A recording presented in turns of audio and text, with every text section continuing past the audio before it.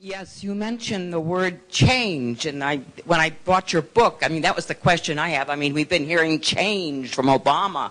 If you could confront Mr. Obama tomorrow, how would you pin him down when he uses that word change? Well, I probably wouldn't do it directly as much as I would go to his supporter if I was addressing supporters of the audience. That change means nothing. It's just the word, and it's a cliche. And just to repeat it has no meaning. You have to say, what are you going to change? And I would argue, you offer no change. You have the same foreign policy. You want more troops in Afghanistan. You're not talking about only going to war with a declaration. You don't want to deal with the monetary, financial crisis in this country. You want to keep, the system together for the benefit of the banks and the big corporations and the politicians, that argument. And what kind of change do you have on social policy? Do you care about sick people using marijuana? I mean, have you come out for that?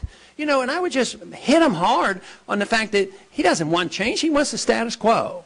And just saying it means nothing, but he has a lot of supporters. And the one time I was asked to comment about him, I actually tried to be, fairly soft on him, but concluded that we have a lot of differences. But I tried to acknowledge that his supporters and my supporters have a lot of overlap, and they do. So in declaring what I just said, I think it has to be done in somewhat of a diplomatic manner, and then to appeal to reason and say, look, if you want change, what you need is somebody that's going to make sure you're never going to have a draft and that we're going to bring our troops on, we're going to balance the budget, we're going to have sound money.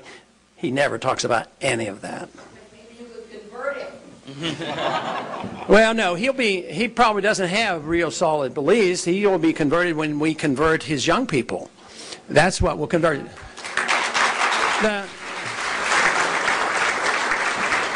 The politicians in Washington don't have much philosophy, probably never will, but that's all right. That's why we have a chance by converting people's hearts and minds, and that's where we've made our progress.